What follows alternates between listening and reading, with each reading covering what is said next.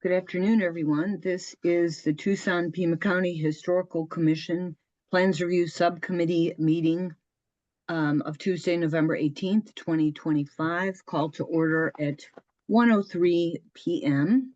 And I'll do roll call. Terry Majewski is here. Savannah McDonald. Here. Joel Ireland. Here. And Andrew Christopher. Here. Great, thank you very much. Okay, item 2 is review and approval of the 11/13/25 legal action report / meeting minutes. Could I have a motion to approve as submitted, please? So moved. Okay, which one will go with Savannah? And then how about a second? I'll second it. Okay, thank you. Is there any discussion of those minutes and legal action report? Okay, if not, Terry votes aye. Joel? Aye. Savannah? Aye. Andrew? Aye. Great, thank you. They pass 4-0. Item 3 is summary of public comments. Desiree, I know that you have at least one. Do you want to summarize that for the record, please, and acknowledge that we've received it?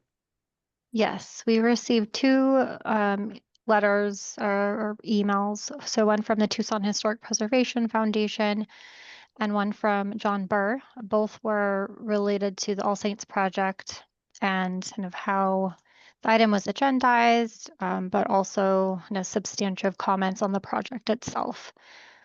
So we did, just to clarify, for the All Saints Project that will be reviewed today, it will be a courtesy review. And so I think that addressed some of the concerns that were made. I think there was some folks thought that this would be the only time to review, that we were going to be reviewing this project. But I clarified that it's a large project. There will be multiple applications for each piece of the project, and those reviews will come back to PRS, also to Armory Park.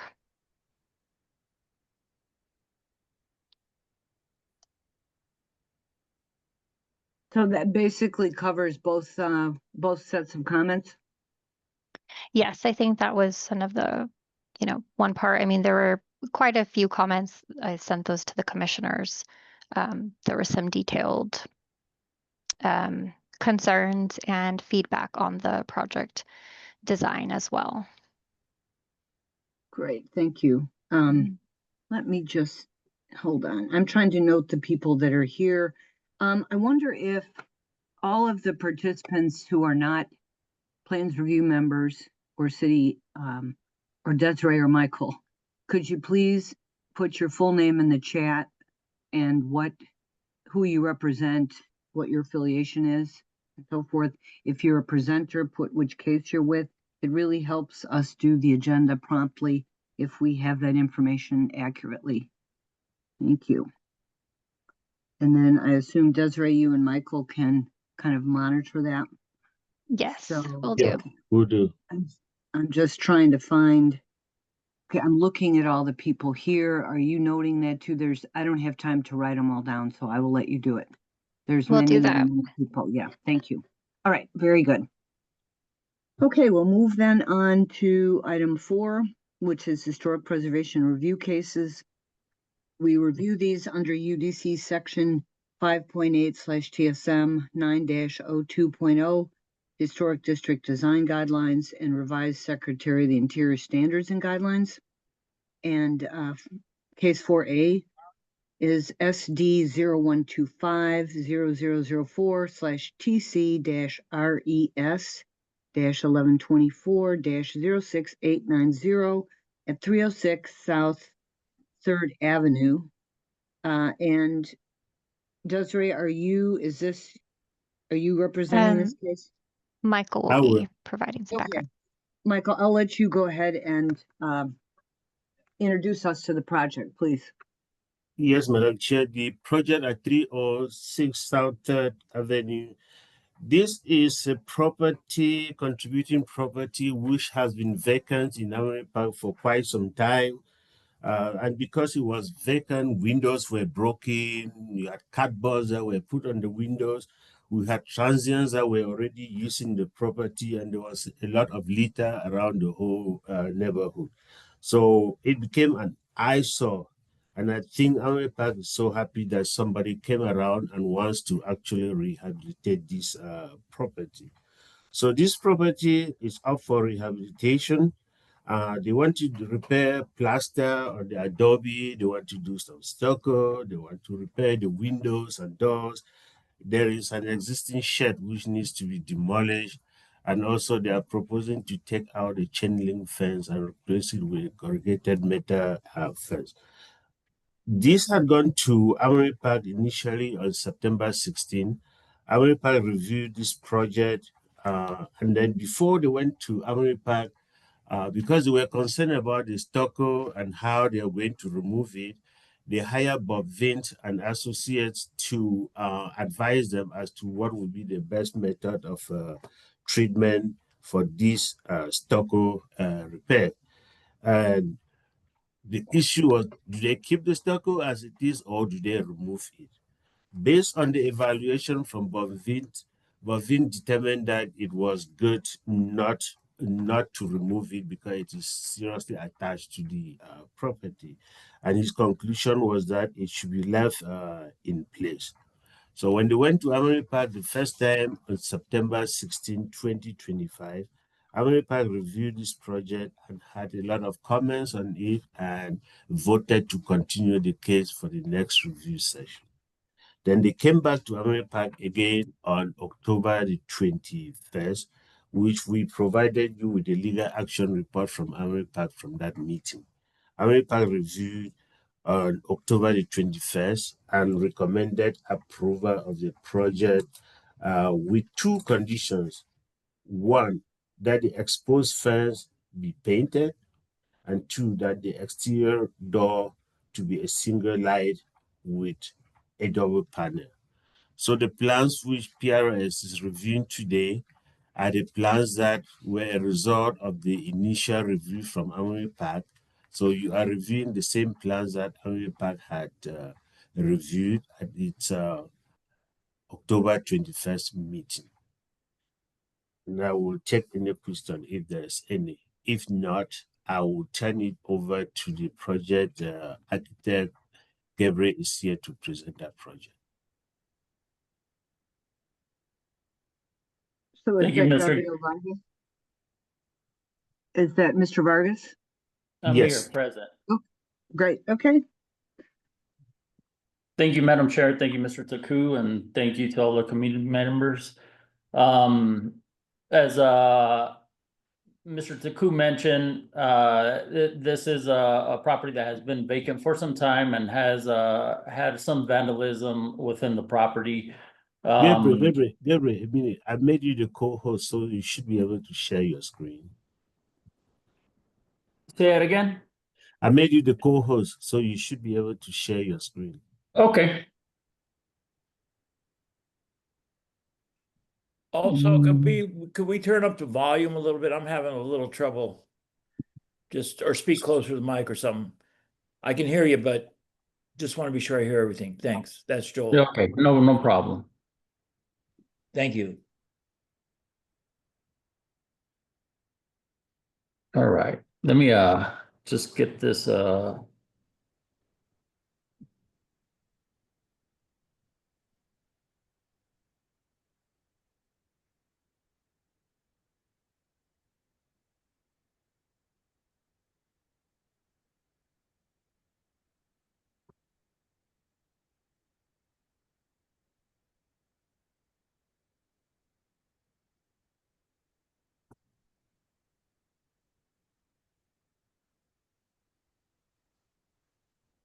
I just want to make sure that I'm sharing the correct screen. Can you guys see the project narrative? No. We're not seeing a screen, Oh, like a shared at all.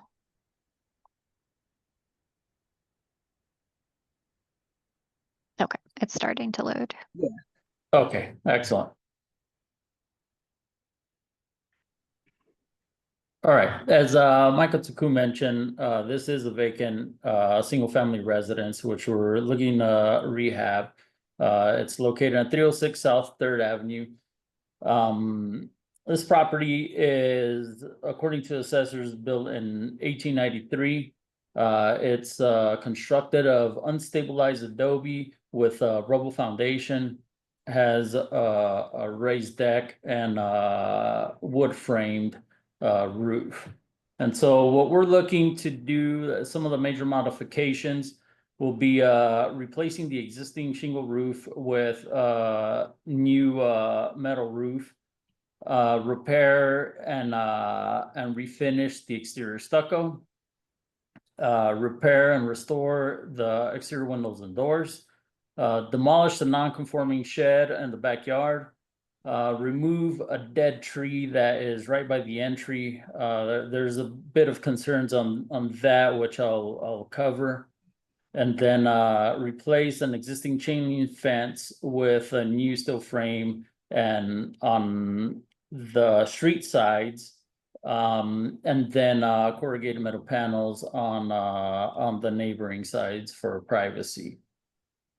And so starting with the roof, currently it's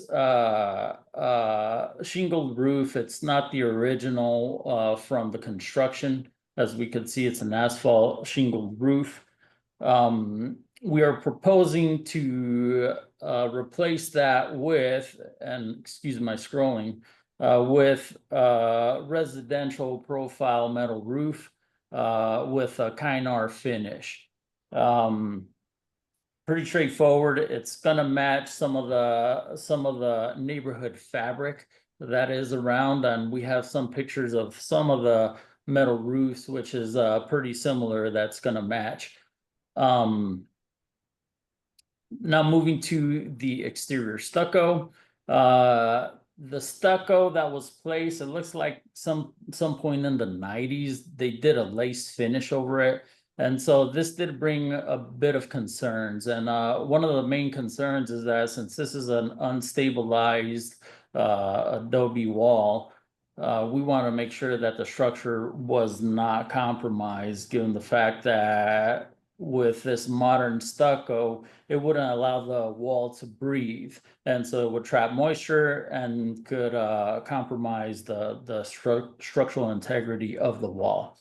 And so we did hire Bob Vint, and Mr. Vint went out there and analyzed. And given the fact that it's on a rubble foundation, moisture hasn't really wicked. And so he ran some tests and tapped the exterior wall. Didn't seem like there was any moisture that was trapped in there. And so ideally what would be the ideal scenario is to remove the stucco, but at this point he feels like it's very well bonded and it would damage the wall more than anything. And so his suggestion was to just finish over with something more vernacular and that is appropriate for the time of the construction.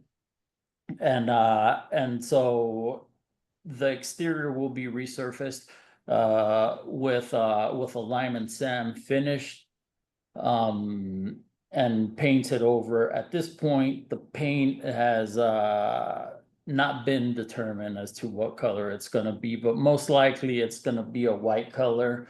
Very similar to this is what the owner is thinking at this point.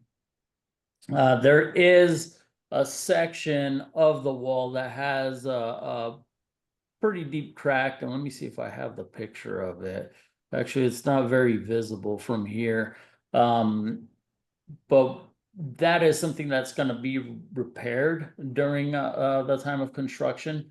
And Mr. Vint did do a note or in his recommendations on how to do the repair, which is going to be a fiberglass rebar, stitching it, and then having a new finish of adobe or infilling it with adobe.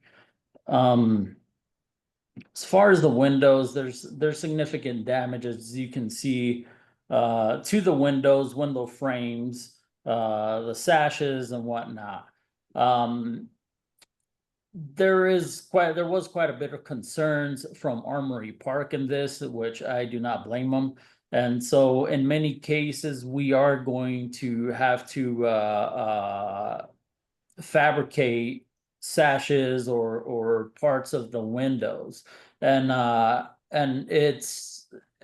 concern is getting the right person to do the job. And at this point, we still have not selected who's going to do the job, but I guess as an olive branch, what we decided is to do a secondary review with Armory Park to make sure that we have a discussion before any repair is done with a contractor that's going to fabricate or repair any of these windows, and possibly do some mock window and repairs prior to going out, letting them loose and do the full repairs.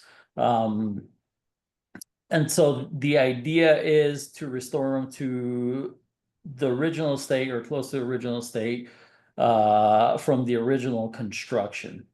There are some doors in the back, and actually there's 3 exterior doors, and you could see one right here. It's been determined that that is not an original door, and as mentioned previously by Mr. Taku, is Armory Park decided we should have a 2-panel plus a light, which is what we have proposed on the drawings. Let me just go back down to the drawings and start showing you some of these elevations. And so that's what we're proposing. As far as the exterior, there are some things that we are going to demo as far as like conduit that was done, you know, after the original construction. Looks like they did do some modifications by having some sewer vent stacks in the exterior, and we're planning on removing a lot of those and putting them within the building. Going on, there is a non-conforming shed that is located on the southwest corner of the property, which is right where my mouse cursor is, and we propose to demolish that. Essentially, that's been hodgepodge. There's different finishes on it. T111, and you could tell that a lot of the framing is a modern species of framing. It's not very dense, and so we feel it's more of a hazard, and we decide to demolish that. It's more of an eyesore, actually, and so the idea is to remove it in its entirety. As I mentioned, there is a dead tree that is in the entryway. However, that tree is actually pretty close to the foundation. And so we've consulted with Stephen Hess, a structural engineer, because mainly one of the concerns that we have is that the root ball is so close to the foundation, we don't want it collapsing. And so his first go at it, or his first visit, was we need to chop the tree down and excavate around it. We haven't done any of that yet until we have approvals, but that's going to proceed once we have a permit, and make sure that we don't have any foundation issues when that tree is removed. And finally, we do have currently a chain link fence on the side of the yard, and the owner would like to replace that with the wrought iron fence. And I'll go back to my elevations.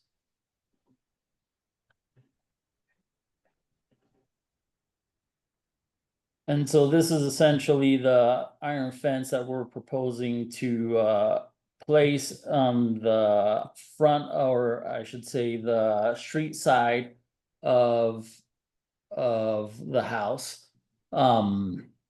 Then bordering neighbors, which is actually on the west and the south, will actually have corrugated metal panels at 6 foot. Other minor things that we are modifying is we are adding an AC unit, and we're planning to conceal the condensing unit within this pop out, which is not going to be visible from the street.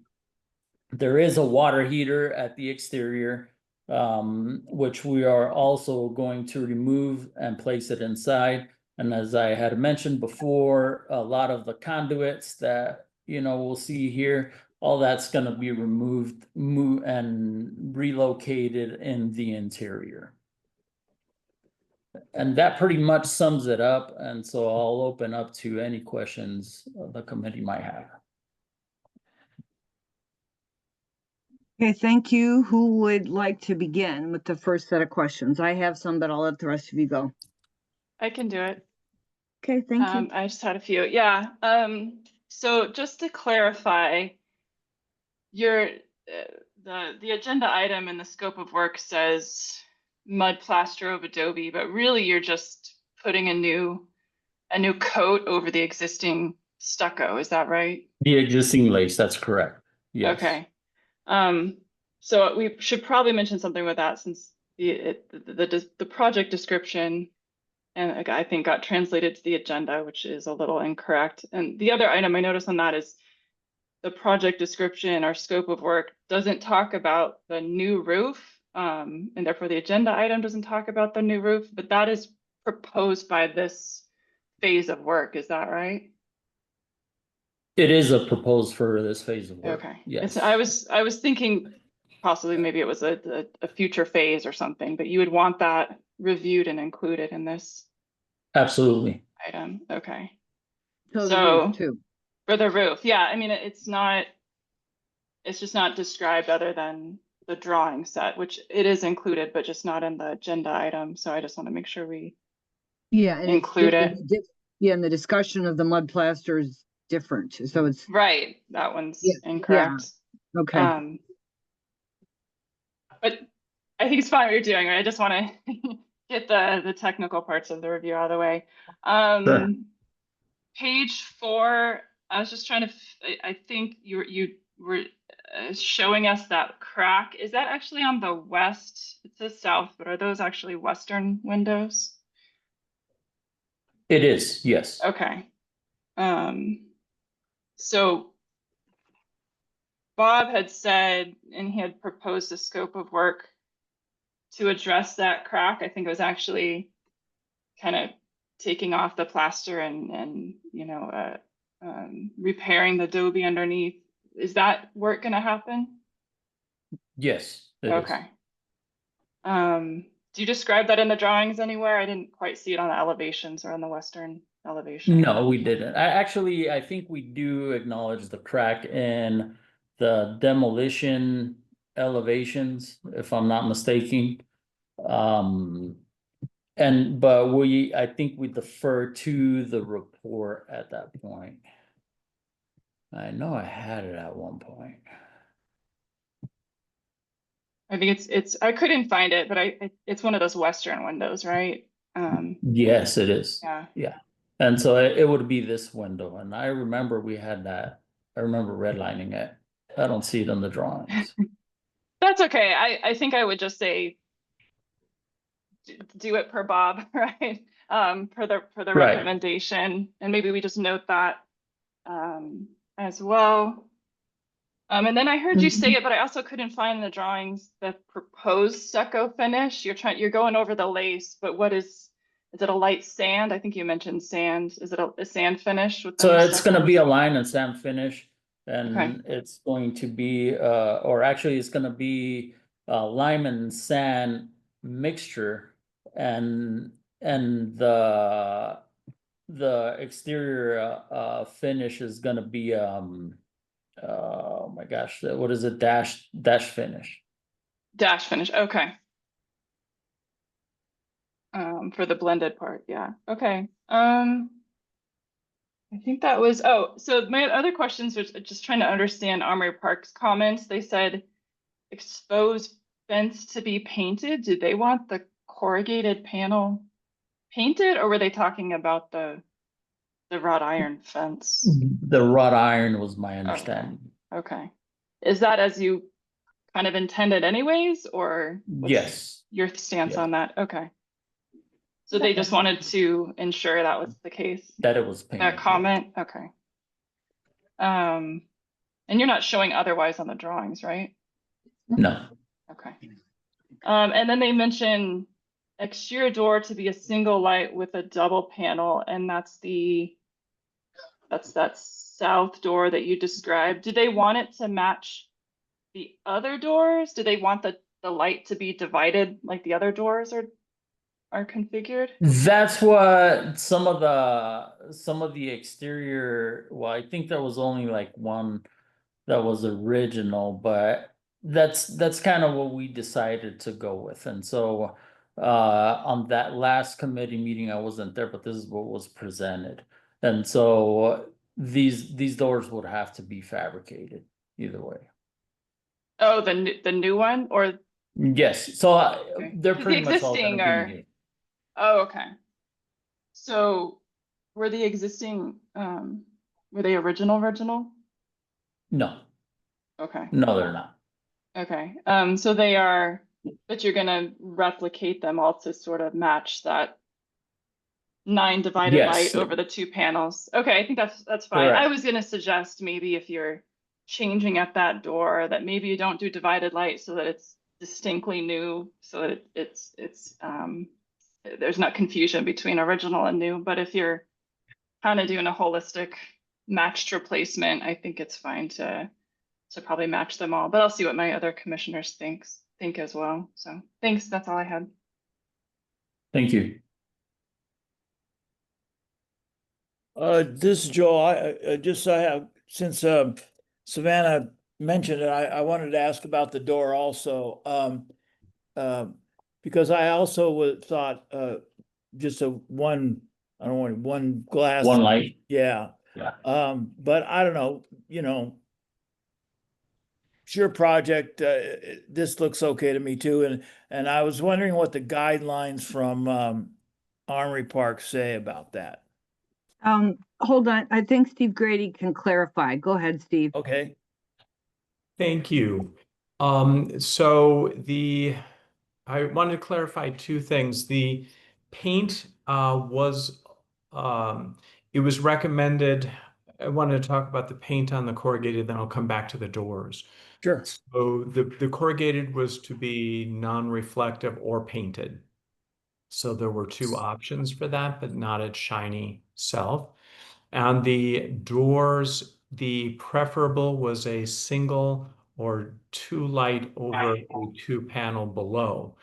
The 9 light was not the recommendation of the board, but it was acceptable if that was the preference of the owner. So we were open to a single or 2 panel over 2 light over 2 panel, a single light over 2 panel. The 9 light over 2 panel was the motions in the motion that was the least favored. Okay, thank you. Okay, then my other thing was also about the oh, well, I guess the guidelines question still is out there. Do the guidelines have any comments? I don't know those guidelines down there very well about the door and replacement doors. I know, for instance, in West University, they recommend several types. If you don't have the original front door, they recommend several things. And I just wondered if your guidelines had any direction in that regard. The Armory Park ones. So the guideline is that the door should have panels. It should not be flush front. Let me turn up my. Oh, okay. Here, I'll turn it all the way up. Have panels not be flush front and then be appropriate to the architectural style.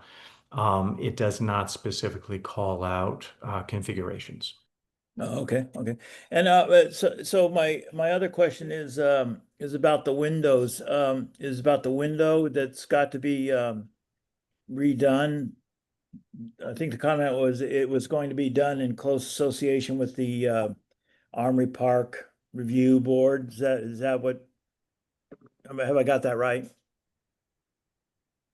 If this is for me, then yes. Yeah. It was an architect in our neighborhood, Stan Schumann was determined to be the person, or had offered to be the person to be there and consult during that process.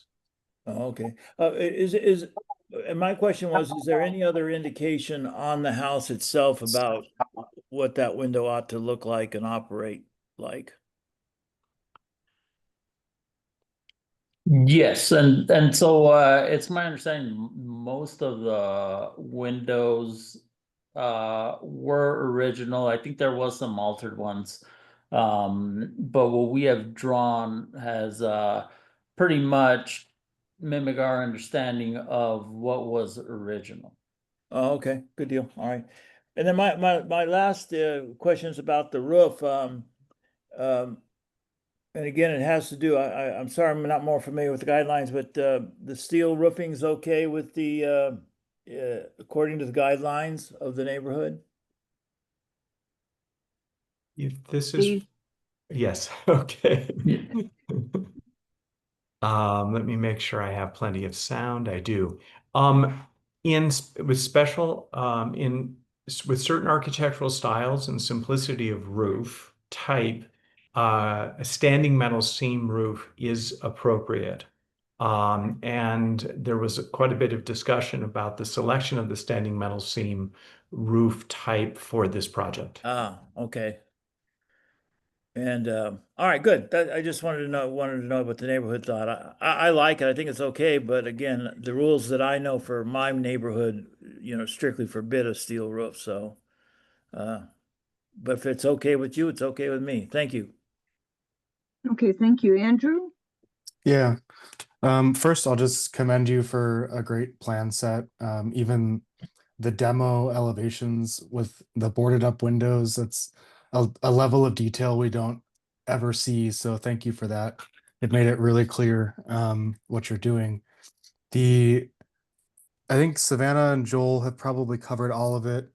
On the electric service, it looks like there's 2 panels shown or 2 service entrances shown. Can you clarify that?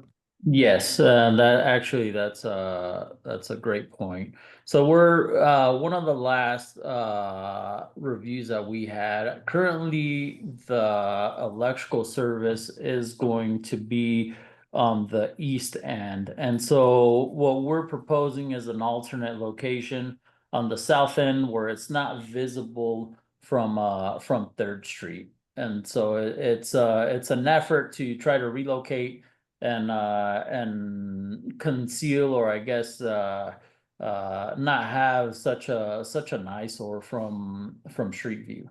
But that needs to be coordinated with TEP. Yeah, it looks like you have a tricky electrical situation there with TEP. The infrastructure is not on your side of the street at all. So, but that's good. If you're going to try and get it off the front of the house, I support that for sure. On the south end, it looks like there is a portion of patio, concrete patio that was probably added at some point. Yes, And the plan is to keep that, correct? that is correct. So there Okay. is a section of it where the stem wall has shifted a bit, and we plan to just keep it in place, and whether if it's underpinning and shift it back, and then just clean out some of the pavers that are there. Okay. Yeah, I would just advise you to make sure that that all has good drainage away from the house. Because that can, if it doesn't, if water's ponding there running back towards the house, you'll have Yes. issues down the road too. So, but yeah, otherwise I think this looks great. Great rehabilitation plan. And I think that's it for my comments. Good luck with your project. Thank you. Thank you, Andrew. Yeah, I just wanted to ask you, David, a question or two. The tree that will be removed from the front that you've consulted with a structural engineer on, have Yes, you ma'am. talked to an arborist about its removal? You I know, have not. And the reason why is because 2 years ago, that tree caught on fire. And so it's actually a dead tree, which I should have probably mentioned. Yeah, well, I'm just saying that sometimes at my home in Tucson, I had some old trees removed, and the arborist said that I had to be very careful about planting anything or doing anything because they had to burn the stump away because it was really maybe it was the species of tree, I don't remember, but you know, it caused problems. But you've probably got some big root activity going on under there that, you know, hopefully there's nothing that it's already damaged underneath that you can't see. You know, so anyway. Yeah, that's what we're hoping. Yeah, and just be careful with that. And I also feel a little bit awkward that Armory Park, the advisory board is just going to go its own way on discussing the window repairs, and that maybe this should be a minor review. What do you think, Desiree? I just find that sort of odd. Sorry, could you repeat that part? So the Okay, so difference between. they were talking about having a proposal from the person that they're thinking of having repair the windows. And it just seems weird to me that they're making that decision rather than, you know, what if it's the wrong decision, you know, and it hasn't been conferred upon with either PRS or in a minor review setting through your office. Or if you're not Yes. concerned about it, I'm not concerned about it, but if you are, I am.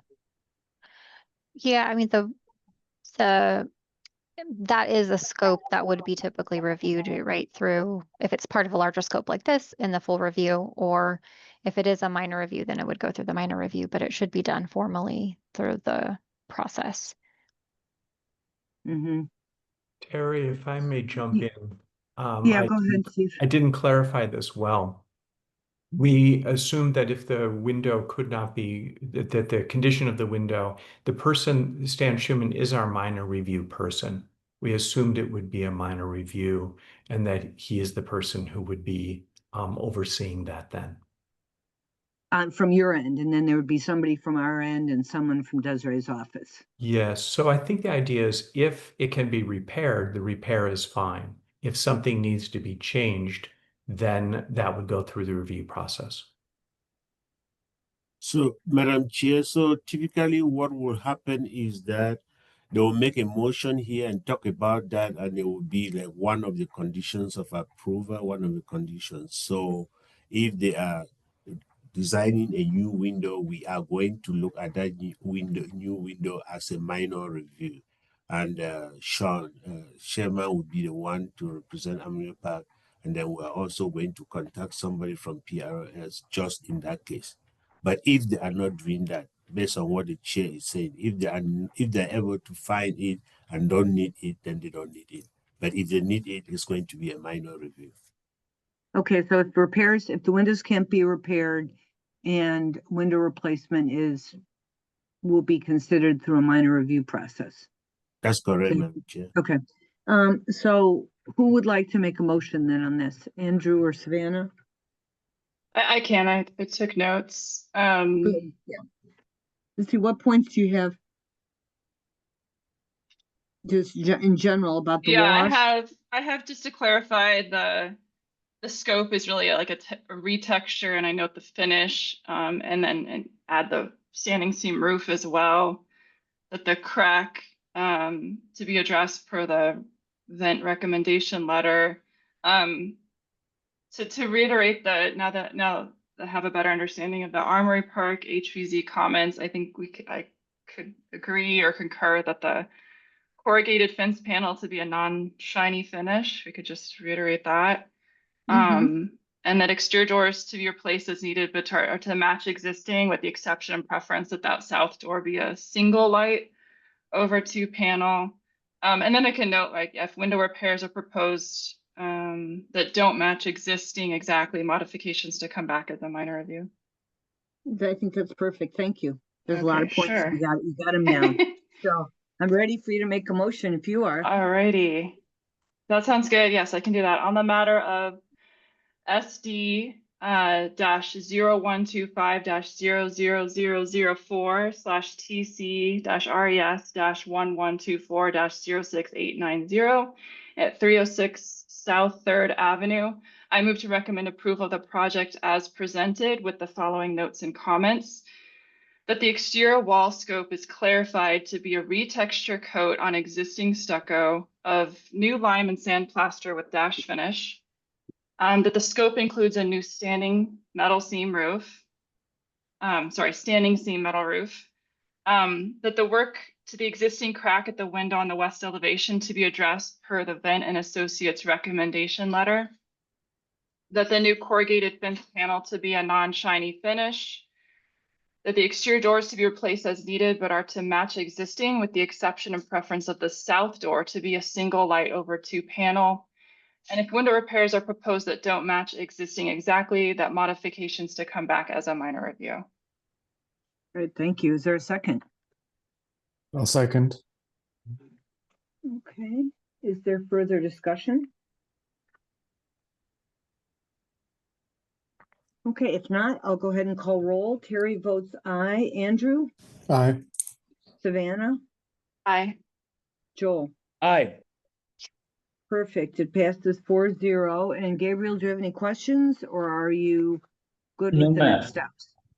You're Oh, good? actually, I do have a question. So if the client would like to do a single panel for the light on the doors, will that have to be as another minor review?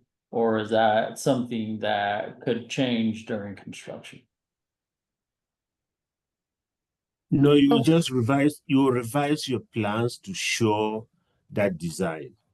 Okay, all right, Because after this, you are going to, once you get these comments, we'll send the recommendation from plans review to you alongside with the ones from AMREPAC, and then you will then revise a new set of plans that captures everything. So the door thing that you're talking about will be part of the revision of the final plans that you will do, which will show us in a keynote or out our cloud, something. So that will not need a minor review. It will okay, just be a change in the design. that sounds fair. Thank you. Hey, thanks. Thank you, everyone. Okay, good luck with the project. All Thank right, let's move on to case 4B, please. It's SD 1025 00156 / TCRES 0925 at 702 South 3rd Avenue. And who is handling this case? It's me, Madam Chair. Okay, thank you. Provide us some background. So this project at 702 South 3rd Avenue is a detached garage. It was first presented to AMREPAC on July 15 as a courtesy review. The applicant did hear some feedbacks from AMREPAC at that review and adjusted the plans to fit. And then the applicant came back to AMREPAC on October 21st with the plans which you have before you. It's a 446 square foot single story detached garage in the rear of the property that has a gable roof with exposed raffetiers. It is wood frame with stucco. They are also proposing to demolish an existing shed on the property, and they will be adding a driveway for a motorcycle parking. When AMREPAC reviewed this on October 21st, has provided a copy of the legal action report to you, which AMREPAC recommended approval of the project as presented with the following conditions. The overhang to be 4 to 12 inches over the finished flush. The French door are acceptable. The roof to be dark gray to match the main house. And the fourth item was the pool enclosure to follow city guidelines. They have a pool, which there were no inclusion, but they said that the city building code is going to look at that as part of this project. So that is what I have for this. If there's any specific question for staff on the process, I can answer it. If not, I will turn it over to the architect for this, which is Miles Penner. Miles, I've made you the co-host, so you should be able to share your screen. Great. Thank you, Michael. Can everyone hear me all right? Yes. I can, thank you. Yeah, okay. And then can you see my screen here with the drawing set? Yes. Okay, great. So yeah, like Michael said at the Armory Park review, the last one, this was approved with those 3 conditions. So the drawing set that I have here is the updated drawings with those 3 conditions that have been met. And so the project is a 402 square foot footprint, 488 with the roof overhang, square foot detached garage. And it's specifically for motorcycle storage. The client has a number of motorcycles on the main driveway currently that he'd like to have somewhere to put. And so the overall intentions was this was just a pretty straightforward, simple, well executed type of structure that kind of respected the main house, but wasn't something that would be confused for that main house. So within the Armory Park development zone, you can see our development zone that's kind of here at 702. So it's on 3rd and 17th. The project itself is actually more facing towards 17th Street. So here is the aerial photographs of the site. You can see the existing pool that is there. And this back corner is the proposed location for this structure. So did some studies looking at just the overall sort of frontages and facades within that development zone as required.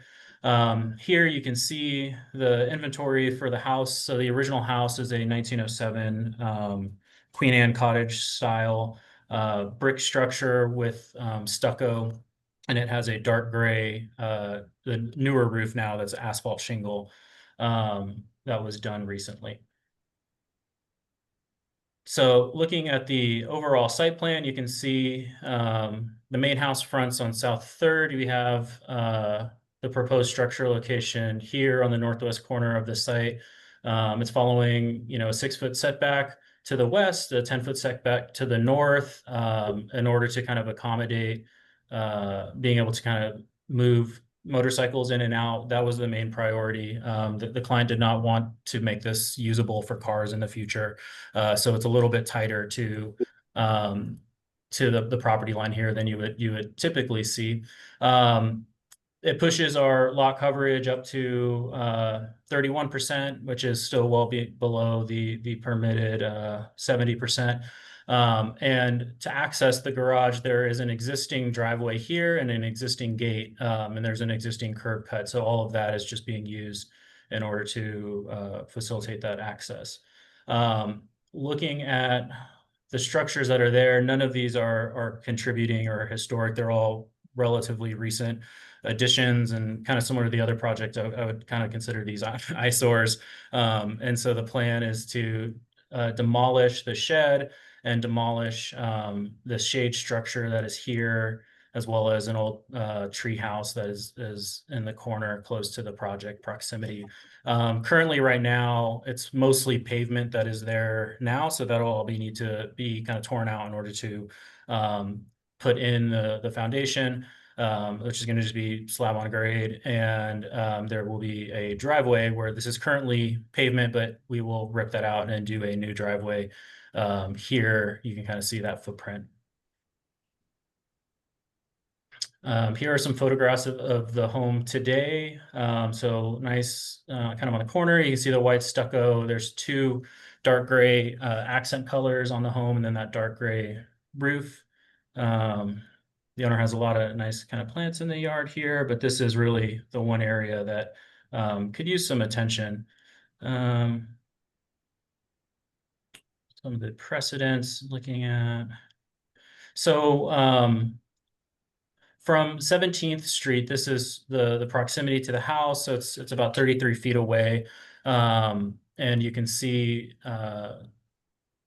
here where this proposed structure is. So this is that existing wall, existing gate, existing curb cut.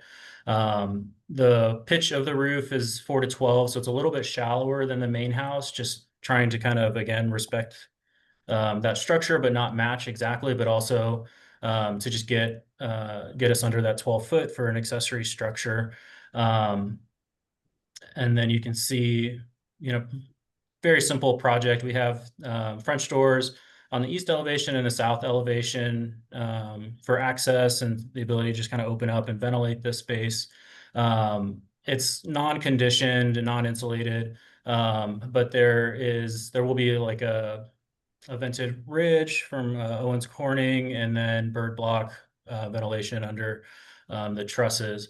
And so the trusses are going to be submitted later as a pre-engineered truss that's there, but wanted to kind of use this exposed rafter tail sort of detail and have a nice regular sort of rhythm to those. So in the previous iteration, this was engaged with the side of the structure.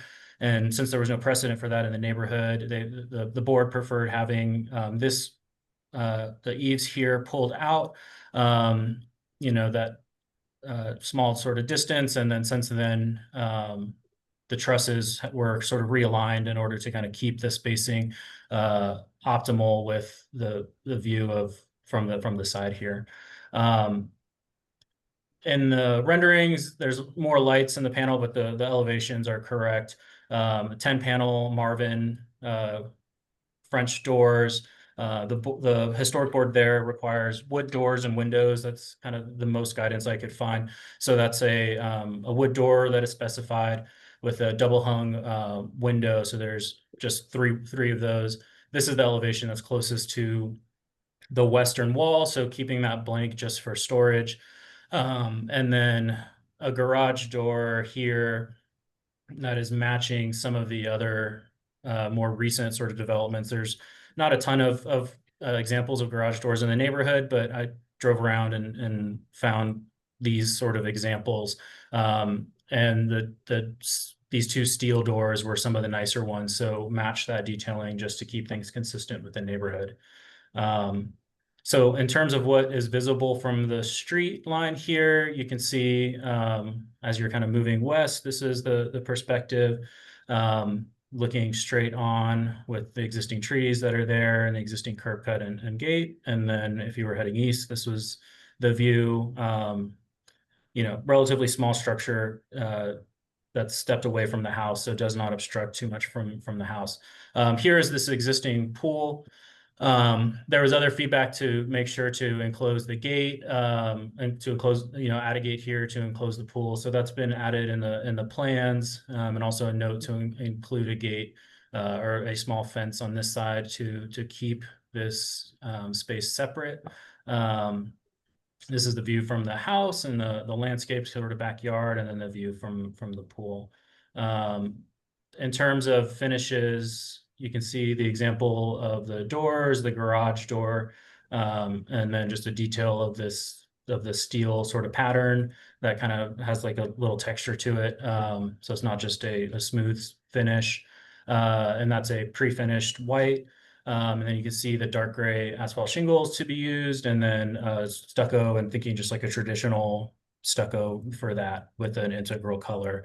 But the color is called out to match the existing home. And then the dark gray accent is pretty much whatever is wood is going to be painted that dark gray to match the accent on the home here. So yeah, I think, here's the updated plans. And then in this updated set, there's also some additional details, and then structural's gone to work on their side of things as well. So yeah, that's what I have. So I'll open up for questions. Great, thank you. Who'd like to start? I'll start again. Thanks, Thank Miles. you. Just a few questions. It seems like you're presenting documents that are they look revised compared to what we reviewed or what was submitted at the time Armored Park reviewed it. Is that right? You picked up some of the comments so far. Okay. So I think we need to make sure, well, in our review that we say as presented, I guess. The material of the windows, yeah, I just couldn't find them, but you mentioned they're wood. I saw that they were Marvin, but is that a Mhm. wood frame? Yeah, it's a wood frame. You can Okay. choose between a pine or hemlock. So I've advised for hemlock. I don't know if that's in the budget though. Just with the type of project. Okay, sounds good. And they're single hung operable or they Double hung fixed? operable. Okay.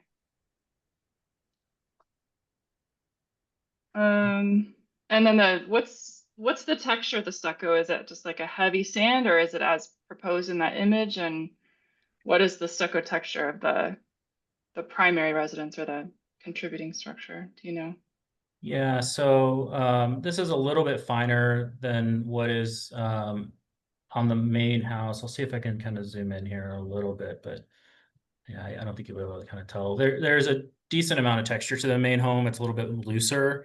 And I just kind of was thinking I wanted to complement it, but I just get a little bit worried with that looser application, depending on who's actually doing the application. So just went with a little bit of that finer sort of finish. So, but the finish that's indicated here is what's intended for the design intent. Okay. Yeah, I mean, I appreciate and would be my preference too, something lighter, a little more distinct than the original, so it didn't match exactly. I think that was it. So you've incorporated the overhang that that Armory Park wanted.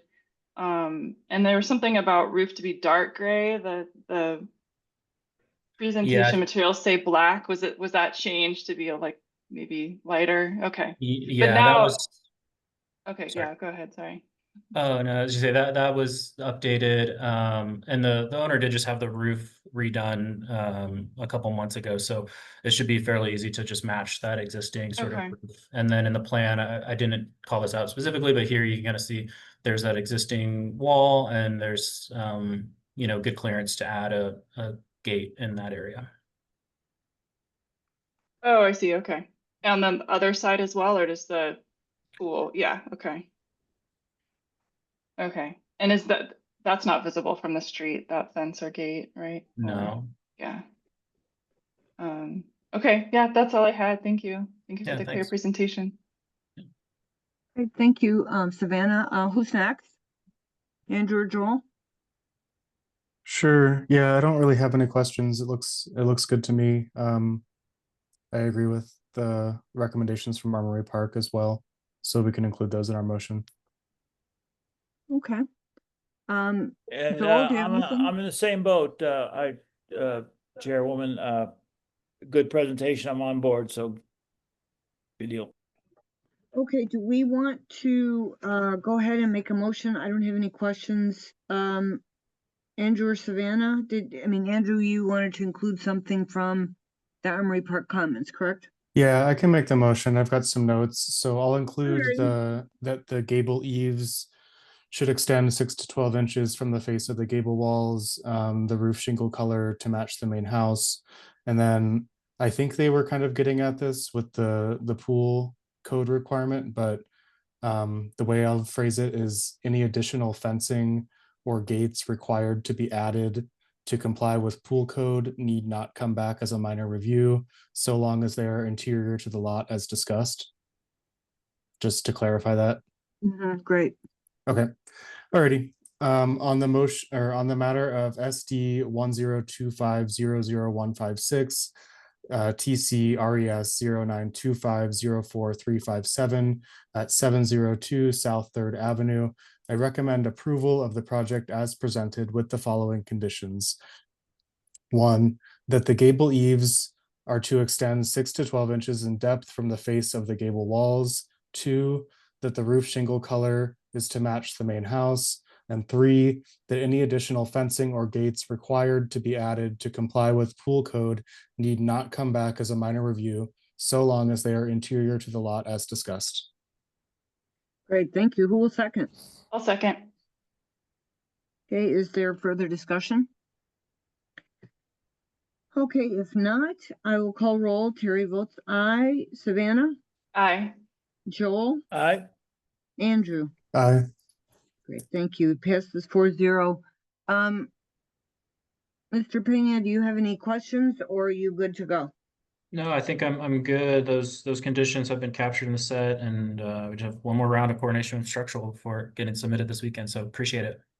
Great, good luck with the project. Thank Thanks, it's appreciated. When you submit, please let me know. Okay, will do. Thank you. Okay, item 4C is TCCOM 1125-02090. This is at 410, 415, and 435 South 6th and 375 South Stone Avenue. I won't read all the parcel numbers. This is for the All Saints Apartments. Desiree, are you informing on this one or is Michael? Yes, I'll Okay, provide some background. But Michael, if you don't mind allowing Jen as co-host and Okay, I'll do. Jen, you're gonna be the one sharing your screen, I'm assuming. Does anyone else Yeah. need to share their screen? Okay. Yeah, I'll share my screen, and then if there's any other sort of questions beyond the scope of what I'm presenting, yeah, we can let any of the other project partners share their screen if it comes up. Okay. Okay. Excellent. As soon Okay. as I get to your name, Jen, I'll make you calls. So a little bit of background. This is the All Saints Apartments project. This is a courtesy review. As Terry mentioned, there are multiple addresses and parcels. The project overall would be a 164 unit new construction project and adaptive reuse, consisting of new construction, rehabilitation of existing contributing historic properties in the Armory Park Historic Preservation Zone, and demolition or partial demolition of several structures as well. The proposed project cites a combination of 11 parcels on a 1.99 acre scattered site that includes 4 existing buildings at 410, 415, and 435 South 6th Avenue and 375 South Stone Avenue. So these are in the Armory Park Historic District. The project will be receiving support from HUD, so it is considered a federal undertaking subject to Section 106 of the National Historic Preservation Act. The applicant will present the project, provide updates on changes made since the last courtesy review. And it looks like the courtesy reviews that I could find anyhow, please correct me if I'm wrong, but it looks like March 15th, 2022, it was presented to Armory Park, and then March 24th of 2022 is presented to PRS. There was also a site visit conducted May 29th of this year, 2025, with the Armory Park Historic Advisory Board. The case was put on the agenda for Armory Park in March of this year and April of this year, but the item was continued both times. So it ended in that site visit, and then now it's coming back to PRS, and it will also be heard at Armory Park this evening. I did want to just kind of clarify, the approval process, and I can provide more details or answer questions after the presentation. But each of these, each address, will require a submission, in TDC Online for the project, and it will have to go through our usual process, which we, create that sub-record, that SD number. We review staff reviews for completeness of each application. And then once the application is deemed complete, then it will come to Armory Park and PRS for the full review at that point. So I wanted to clarify that. And I have kind of a table I can share at the end that shows, the different UDC applicability, if that's something that people would like to see. But at this point, I'll share or I'll turn it over to the project applicant to provide that project background. All right, let me see if I can share my screen here. I made you the co-host. All right.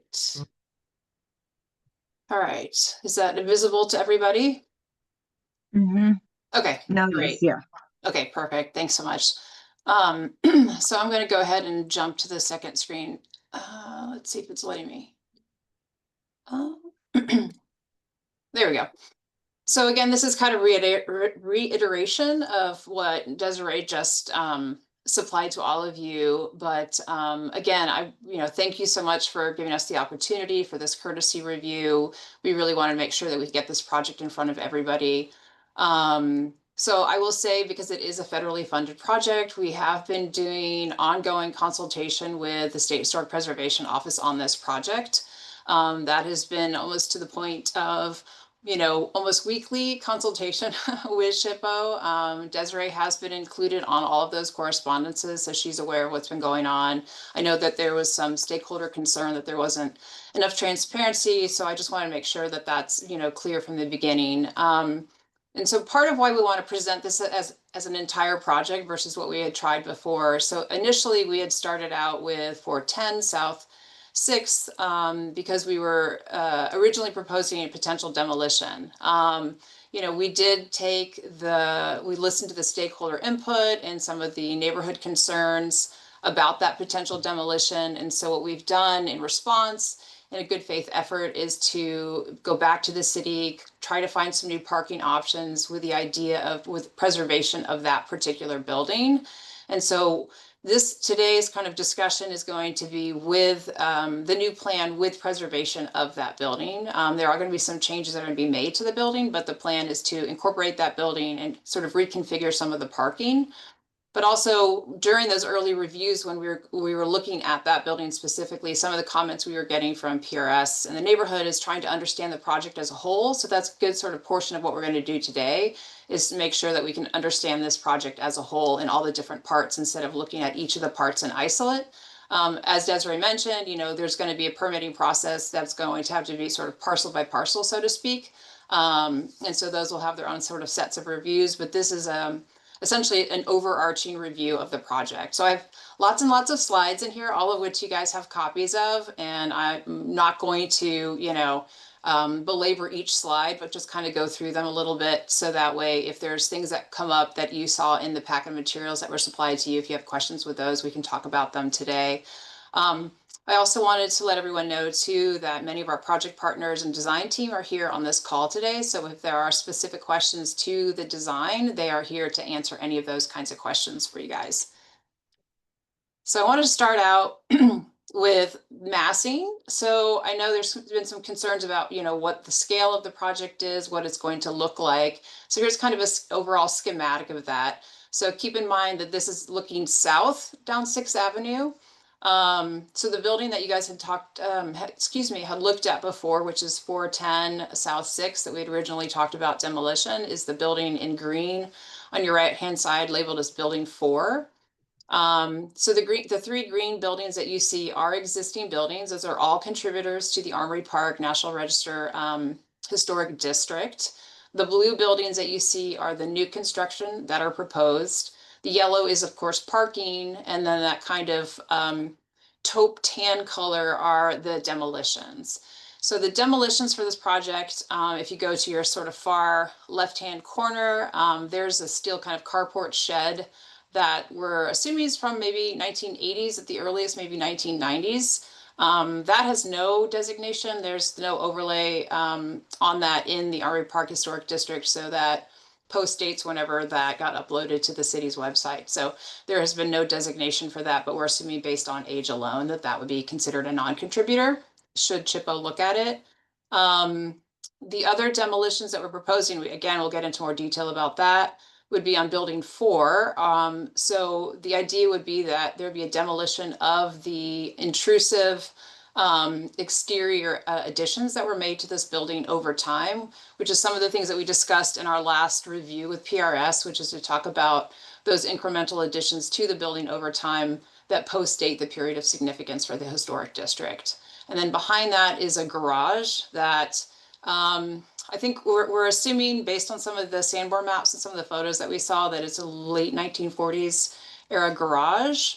And then the L-shaped garage on the opposite side of Russell Avenue there behind 410 is also an L-shaped, in this case, an adobe garage.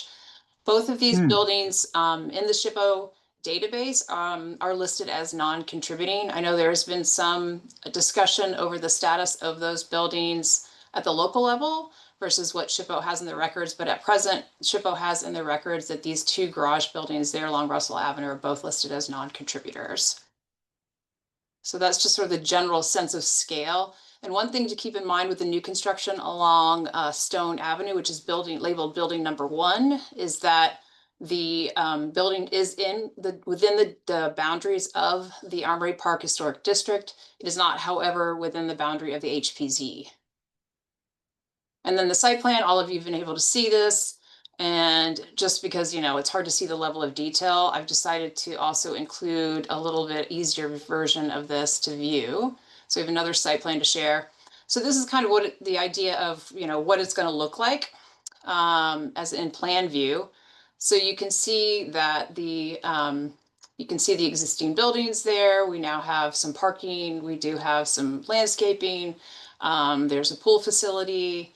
There's also the area around 410 South 6. As you can see, the original sort of more or less a 4-square plan is still there in existence. This time we've been able to add parking in. We've also met with the city on several occasions to work out a new parking plan, because that was one of the main issues with this project to begin with, is being able to provide adequate parking, not only to meet city code, but also to meet our obligations to HUD, since HUD is involved in this project and there is a HUD loan involved in this project. And so we were able to preserve that building while also being able to add in the needed parking to be able to make this project work. And then I want to talk a little tiny bit about the development zone. So the yellow area, of course, is our development site. So this is where the project is proposed. The darker brownish color, again, is our development zone. So it gives you a sense of kind of everything that's around this area as far as scale and height. Here's another sort of aerial view of the same thing, again, giving you a sense of the density, height, and kind of just general scale of what is around the project site. So all of you have had several of these pages of the development zone included in the packet that was submitted to you. I won't go in detail through all of these since you've all had the opportunity to look at it. But again, these are this is 410 next to the All Saints Church, which, you know, All Saints being one of the larger buildings on that block, or taller buildings, I should say. And then across the street, we have the former school area, again, a 2-story building. Next to that is additional school buildings, also a small chapel. That one's a slightly smaller scale than the rest of the school building. Click to the next one. Again, this is looking down 14th and some of the sort of cross streets around this corridor, around the 6th Avenue corridor, again, giving you a sense of scale. We have several 2-story buildings. We have the Cursillo or the All Saints Church on the corner next to the project. This is along Stone Avenue, portions of Stone Avenue, I should say, and Scott Avenue, where you've got a lot more height along that corridor. So you have lots of 2 stories to 5-story properties. Again, pieces of those are not within an HPZ. And then along South 6th, we also have one of the larger buildings on that street, of course, is the Academy Lofts there on the corner of South 6th. And then again, again, just examples of more 2-story. So, so this particular area of 6th Avenue along downtown, as you're kind of going north into downtown, has a sort of quite a bit of diversity as far as building styles and types and heights and density. As you get closer to downtown, the buildings get taller and taller and taller, not surprisingly. Although it's outside our development zone, just a block up the street is the Children's Museum, also a very substantial building. All right, I want to talk a little bit about adaptive reuse. So we have two buildings that are proposed for adaptive reuse. This is kind of how they look today. On the left-hand side, the top and bottom picture are 415 South 6th Avenue, and on the right-hand side is 435 South 6th Avenue. So these are former St. Augustine School Church, school buildings related to the Tucson Archdiocese. They've been sitting vacant for quite some time, and the plan is to utilize these for housing units. And again, you guys have these drawings already, so we can talk a little bit about them. But this is the proposed, work. So basically, for building number 5, which is the one that's entirely a school building, but essentially the exterior plans are, it's essentially a repair job, on the outside. So the idea being that where repairs are needed, those will happen, that there's no plans on making any significant modifications or changes to that building. And again, the most modifications that's going to happen to that building would be in the interior, which we did the site tour with folks from Armory Park and the city staff, so they could see some of those proposed plans. We also had SHPO do a tour of that as well. At the time, we thought about doing a tax credit project, so we were making sure that whatever work was going to be done for the rehabilitation of these buildings would be in keeping with Secretary of Interior standards. That's still on the table. We're not sure if that's gonna move forward or not, but for now anyway, that's the sort of general guidelines that we're following is SOI standards on the rehabilitation of those buildings. I wanted to give you a little bit of an example of sort of what it's going to look like with the new construction behind it. So again, this is what the sort of exterior rendering of what that building would continue to look like. So it's not going to be significantly different than what you currently see, other than it's going to be in good repair and the windows are working and the roof's not leaking and the walls are not, peeling of paint. For the building right next door to it, also an extension of the school that also has a little chapel on the end. Again, it's a similar procedure where this is an adaptive reuse, and the plan is to rehabilitate the building again, keeping all of those original features and details and repairing and doing maintenance as needed. Again, another kind of rendering of that. So as you'll see, looks very similar to what it looks like today. The only difference being is that the religious imagery on the building has been removed because it is going to be, a housing project, and we want to be respectful of everybody's religious beliefs and not, keep some of that religious iconography on the building. And then the next is let's talk a little bit about the new construction within the HPZ. This is the building number 2. This is the building that's going to be set back behind the long, narrow school building that's close to the corner of 14th and 6th. As you can see, the new construction is going to read as a contemporary building. However, there's going to be references made to that Spanish colonial revival appearance of the surrounding historic buildings that are contributing to the district. So you can see that some of those details are included to pick up on the theme of that Spanish colonial revival. And we can talk a little bit about the materials in a minute to show what that's going to look like.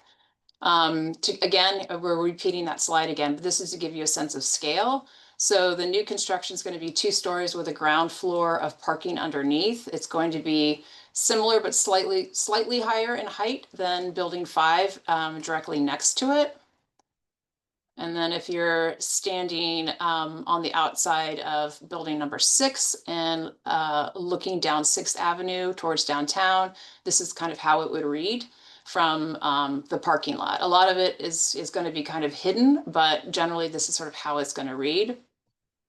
And then some of the material palette that's going to be incorporated in the new construction is as follows, as you see here. So again, the idea being picking up on that Spanish colonial revival theme with the new construction within the HPZ along 6th Avenue.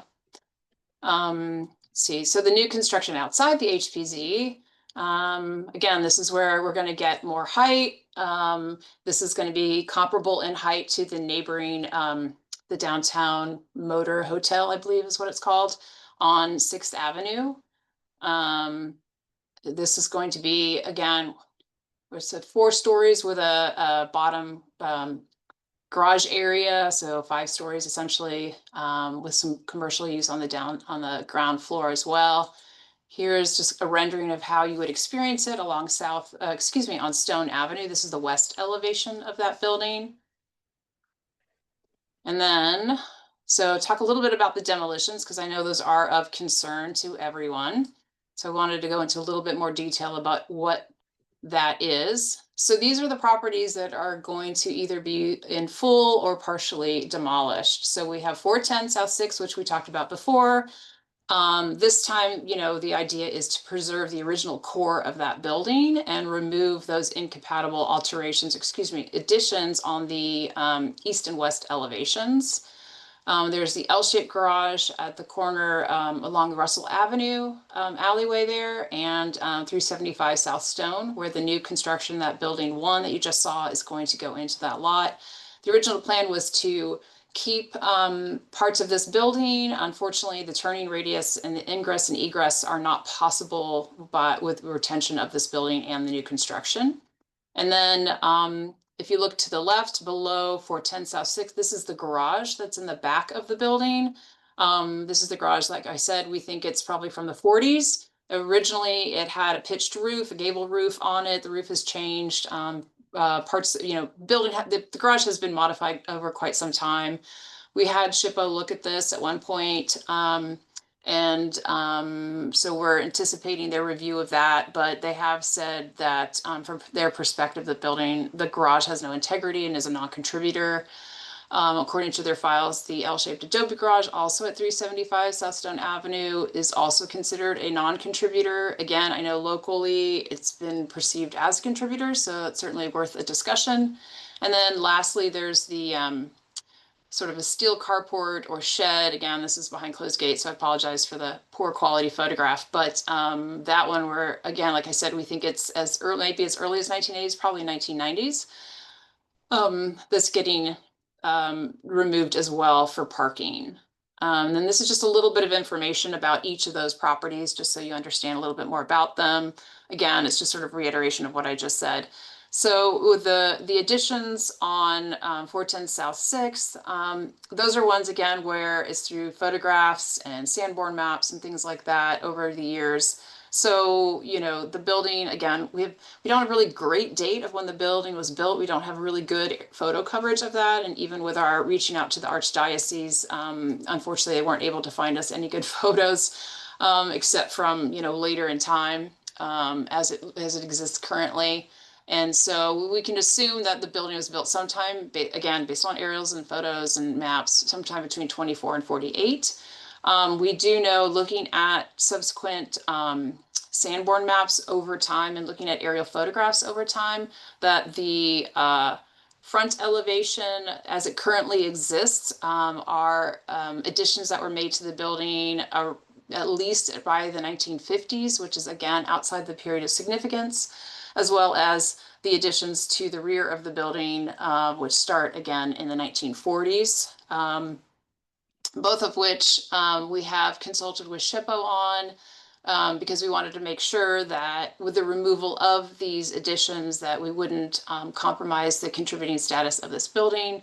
SHPO has concurred that the proposed rendering as shared with you all, which I will share with you all here in just a second, that based on that proposed rendering and the removal of those additions, both Bill Collins, who's the National Register Coordinator, and Susan Lawson, who is the architect with SHPO, have both agreed that our proposed plans for this project would not adversely affect the contributing status of the building.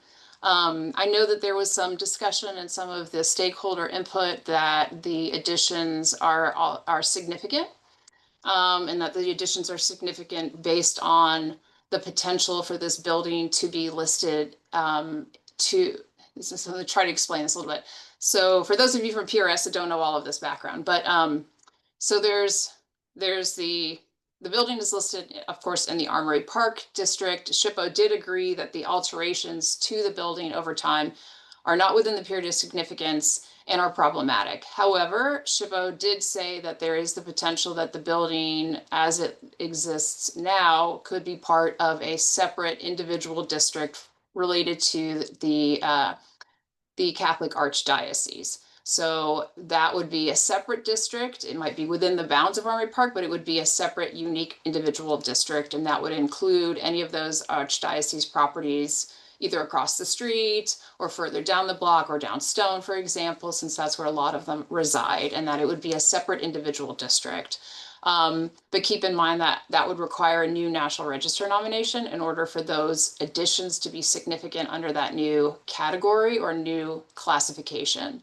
So as it exists now with the building as a contributor to Armory Park, the removal of those additions are actually strengthening the building's listing in the district. So it is much more related to the period that the district is known for and is significant for.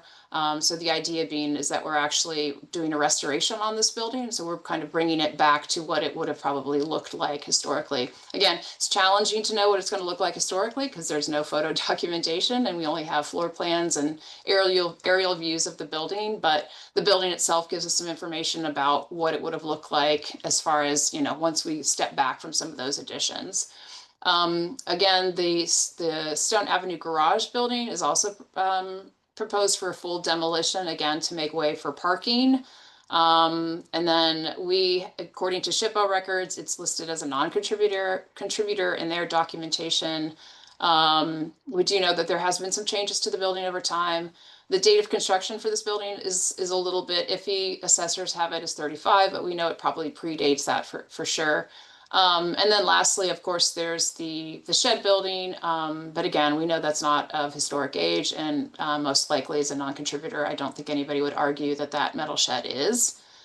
And then I wanted to sort of show building 4 as its existing appearance versus what's proposed. So based on, you know, again, with consultation with SHPO, I shared this with SHPO with Susan Lawson. She's been to the building, she's seen the building, she's an architect, and she agreed that a kind of much more subdued facade was probably much more appropriate. Her concern was that the project team not add any fake historic elements to it, you know, with us sort of supposing what it might have looked like.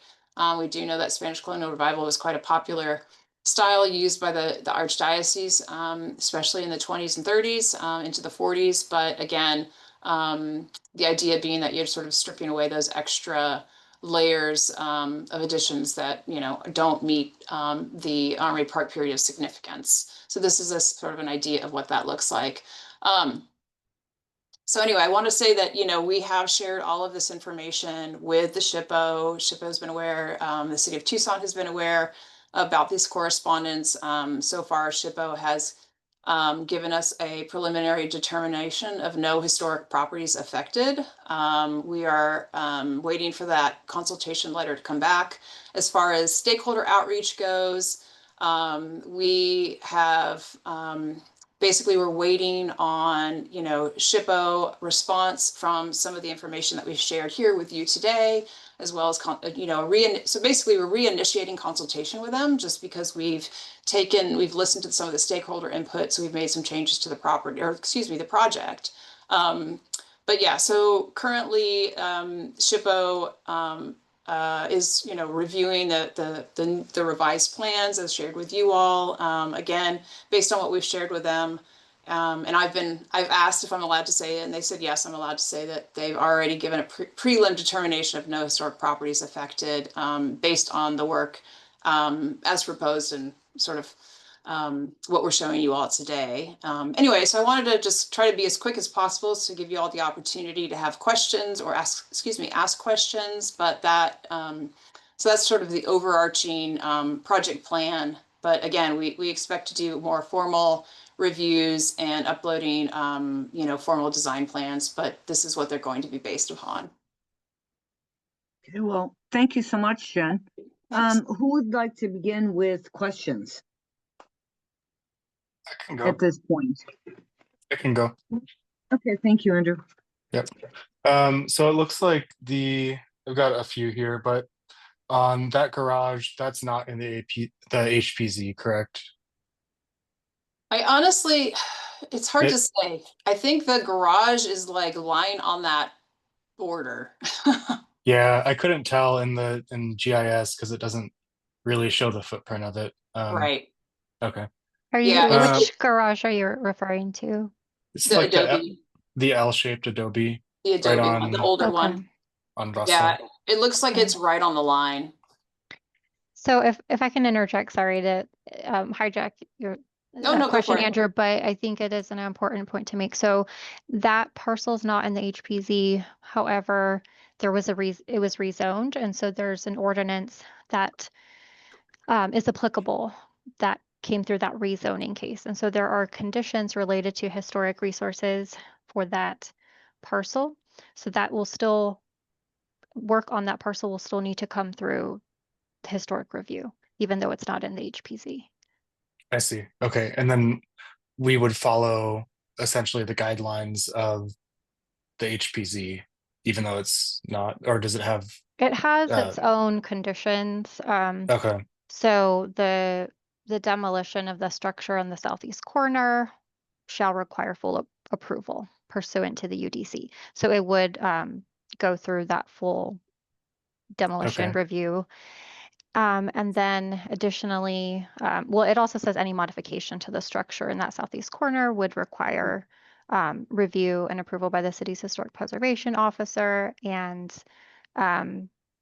review by the Armory Park Historic Zone Advisory Board, and PRS would review the submittal and provide recommendations. So essentially how we normally conduct our reviews. And then the proposed mixed-use building shall be historically compatible per the UDC's historic preservation zone design guidelines. And that, while that was intended for a different building, the conditions do run with the land. So even though this is a different project than was initially presented under that rezoning case, the proposal would need to be reviewed by, okay, historic guidelines. okay. Thanks. Yeah, that helps.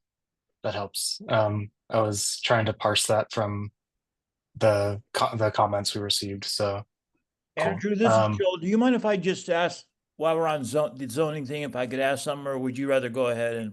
No, go ahead. Go ahead. It's just to clarify, because I didn't understand any of that discussion really. Can you go through that again? Is there rezoning required, or has it already been done with conditions, or can you just go through that again? Sure. I'm sorry, I missed that. Sure. So there was a rezoning done in 2022. It's ordinance number 11933.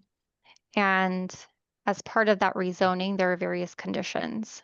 And there's a section of the conditions related to historic resources. So there were 3 conditions, and these conditions run with the land.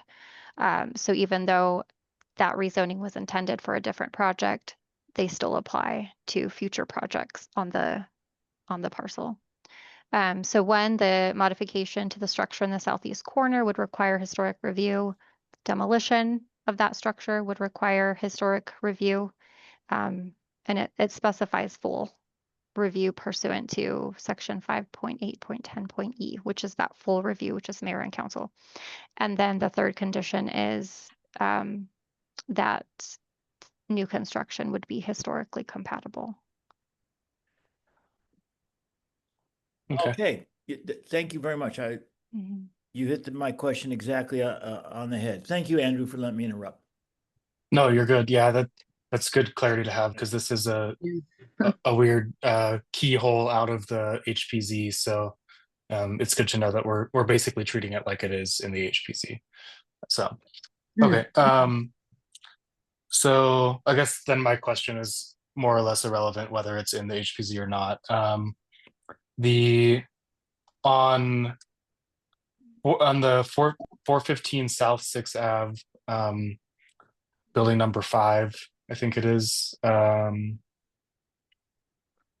old the school, or maybe it's building number 6, sorry. Yeah, they're both kind of pieces of schools. Yeah. It has the chapel attached to it.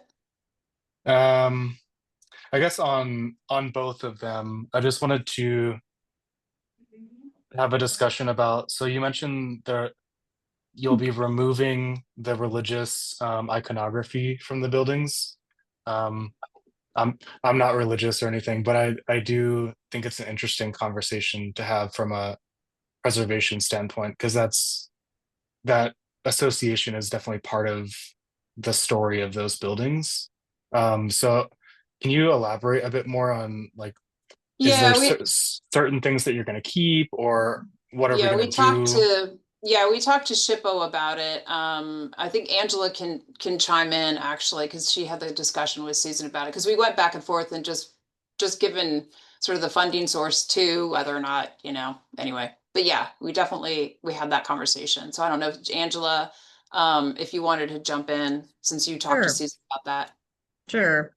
In the discussion with Susan, we talked about keeping, so in this image on the bottom left, there are light fixtures that have small crosses and other imagery kind of integrated into the wrought iron. Those would be acceptable to keep. And they're definitely, historic pieces and part of the overall identity of the buildings. And those exist on both the classroom building and the school chapel support building. Whereas the crosses on top of the buildings were seen as extra and not part of the buildings. So those would be examples of pieces that we would remove. Okay. And then on that gable wall on the lower right-hand photo with the figure that's inset, would that remain? The figures were not discussed heavily. So I don't know if that's been decided entirely. Okay. Because to me, I mean, those are integral to the architecture of the building, but they're also pretty significant religious motifs. So that I think it'd be good to get clarity on those, because that would be a detrimental alteration, I think, to the historic fabric of the building. But so maybe there's another solution there. Okay. Yeah, that's interesting. Is that a HUD requirement, basically? The removal of these things, or where is There's that language requirement? with HUD that talks about housing for all. That, there's lines that are crossed with what you keep and what you don't keep. Yeah. Okay. Well, yeah, I think that'll, as that strategy develops, I'd appreciate, everyone's discussion around it. I think there's going to be a dozen different viewpoints on certain things. So just as long as we protect the historic integrity of the building, I think we're okay. And that's our intention for sure. Yeah, understood. Cool. On building, I think it's number 2, or maybe I got all my numbers mixed up, but it's Fine. it's I can the scroll up here. I can scroll up and so you can pick which one. It's the new, let's see. Building 2, the new one behind the school. Yes. Yeah, that one.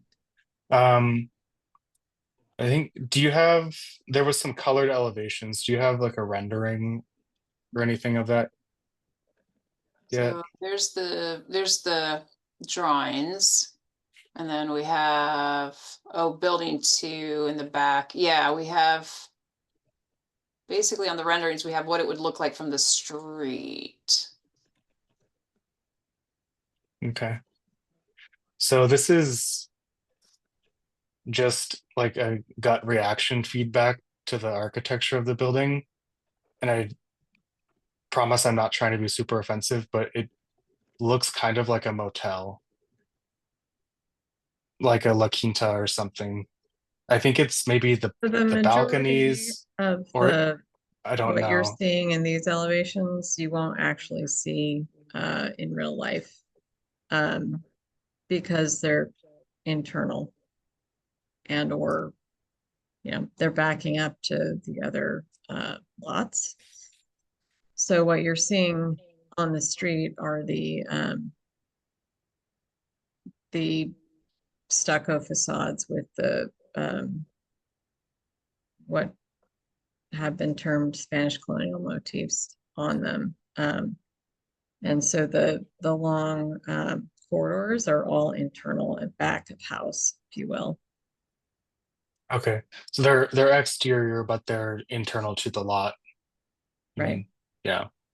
I think that's, that's the way I understood it in the drawings. The kind of mission revival components feel very like glued on where they're going to be visible, and then it's almost like a different building left and right of it. So that's just some feedback. I don't know. Can do with that what you will, but I'm not in love with that one. I think the roof form is compatible probably, but and then can you go to the the building that we're taking the additions off of? I assume as we take those additions off, we'll be doing some kind of exploratory, removal of plaster to figure out what openings were there and whatnot. That's generally the strategy? Yeah, Okay, Yeah. cool. Yeah. yeah. So we can only sort of give you what we think is going to be there. But yeah, that's the plan, is that if, once you start removing some of those, you can figure out where those openings were originally. Okay, perfect.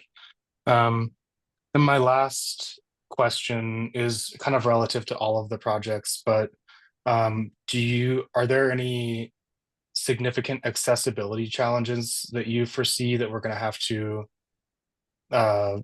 solve for with any sort of drastic intervention on the exterior of the building? For instance, like any of the buildings that have, prominent front steps, things like that. Do you foresee any of that having to be modified heavily? Or the accessibility, we're going to maybe do it more off to the side or around the back, or have other less intrusive strategies? I don't know if there's a requirement from HUD there for, like front door accessibility. That's sometimes an interpretation, right? That they don't want it tucked in the back. Jennifer, do you want me to address this? Yeah, go ahead. So ADA dictates that it's equal accessibility. So in our plans, you'll see ramps that are at each entry. The school building, we're maintaining the existing steps as is with repairs and but visually it'll look the same with a ramp off to the side. So we're maintaining that the look of the steps at the front, so that two-story read of the entry will remain exactly the same, but the ramp is off to the side. You can see it in the elevation there with the railing. So it will read very minimally, but it'll be Okay. I Okay. And then you don't foresee any like exterior stairs or elevators or anything being added? No. No. Okay. Well, great. I appreciate it. I think that's it for my questions at this point. Great, thank you. Andrew, Joel, did you have anything else? Yeah, just a couple things, and actually they spin off what Andrew said quite a bit. With regard to the religious iconography, as we move forward, I would like to see the study we do about that. I'm not sure I care one way or another. I'm sort of poly-religious as non-religious, but as opposed to non-religious, but I don't know. It just it's about, I mean, it looks like a church, so I don't know how leaving the iconography is sort of crosses the line. So I just like to follow that issue. I guess that's what Andrew said too. Especially with HUD, I mean, is it like a separation of church and state because of the funding or whatever the issue is? Anyway, that's one comment. The other is I want to talk a little bit about the demolition of the structures, the garage structures. Which of those buildings were we talking about where there was discussion around creating a separate HPZ It's, can you see my cursor? It's on, it's this one. Yeah. Oh, that's, Yeah, so that's the one that has the zoning on it, zoning condition on it. It's a vacant parcel. There used to be that Spanish restaurant that was there and it was demolished. But yeah, so now what's left is the garage in the back of that parcel. So the rest of the parcel is vacant beyond, except for that garage. And then, yeah, and so when they were redeveloping that for another project, they put a condition on this parcel so that if anybody touched this building, there was a review required at minimum. Yeah. yeah, okay, I get it. Because that's that's the building I was gonna ask about. I mean, the others I think are pretty clear cut cases. Can you remind me or tell me again why it needs to be removed, why the planners or the owners wanna? Is Sure, it- I can let Angela answer since she's the design professional. Sure, sure. HUD requires a certain amount of parking. And in order to accommodate the parking on the site, we needed to remove that building. Oh, okay. How many spaces you get by removing this building? I don't have the spaces within just this building. But enough that it made a difference that we were able to satisfy the HUD requirement. Okay, all right. Well, okay, again, I think it's a great project and it needs to move forward. I find that to be an interesting building and I hate to see its demolition if we're only gonna get like 2 or 3 spaces from it or something, you know? It's more than that. Okay. all right. Joel, can I just Yeah. chime in to ask a question? So on the plan, it's showing, is that all, that's all, it's like a one-story parking garage underneath the building, correct? The new one? Correct. And then in the back where this is located, it's basically turns into a surface lot with no building above it. Okay. And is that the only really feasible way to access this parking garage? Because that's how I read it, was that this building is basically, it's not in the way of the surface lot's not giving us a ton of spaces, but it's in the way of the proposed access to the parking garage. Is that right? No, the access is off of the street, off of the main street. Stone. Oh, I see. Okay. Thanks for the clarification. So there's 1, 2, 3, 4, 5, like 11 spaces, something like that, that we're picking up. That sounds right. Okay. Okay, I see. Andrew, thank you for that. I appreciate that because I couldn't read the plans as closely as you guys might. Okay, let me see. No, thank you. I think it looks great. I think it's a nice project. It looks good. Other than those couple of questions. Good deal. Thank you. Thanks, Joel. Savannah, are you ready with questions? Yeah, am I? Okay. I mean, it's a complicated project that I feel like was really lacking a kind of inclusive and comprehensive site plan that told the story. So next time I would like to see that. We really kind of require like a in this review, a plan that shows all contributing and non-contributing structures, like kind of blown out kind of the whole area, but also within, importantly, the development zone, not just the parcels, but the actual structures. And I think that would help identifying where these demolished structures are happening, you know, what's contributing, what's non-contributing, as well as all of their heights. So we can evaluate, compare, and then the boundaries of the HPZ of the historic district. I still feel like I don't quite understand how all those overlap and contribute as or interplay as a whole. So I think we need that to understand, and I think that would have helped with a lot of the questions we had. Let's see.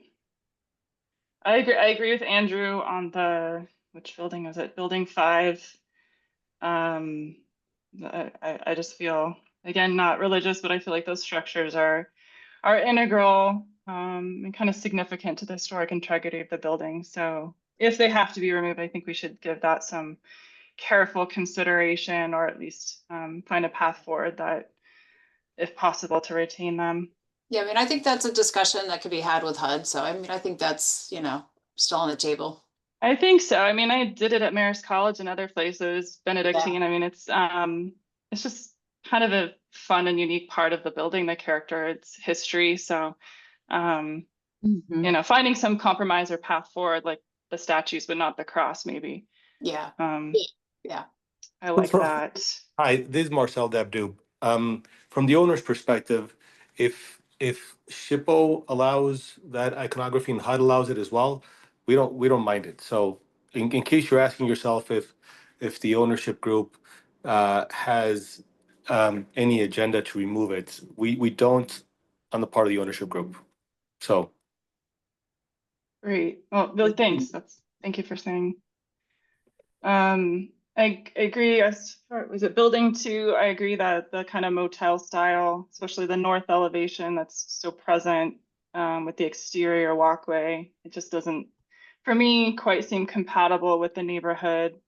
The massing too. I think the last time we saw this, there was maybe a 1-story portion for the 14th Street.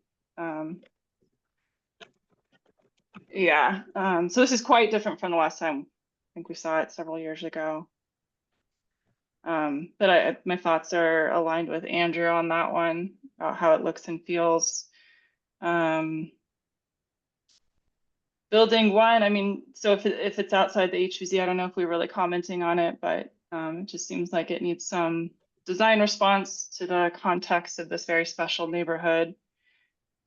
And then I think I understand the story of building 4, and if SHPO is kind of in alignment, I'm interested to see where it goes, especially if the portion that gets removed, if there's information that's revealed that's really compelling or interesting, I'd love to kind of make sure we're part of that process and understand the decision making.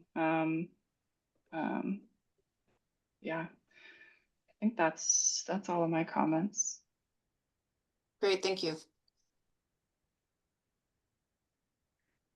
Okay,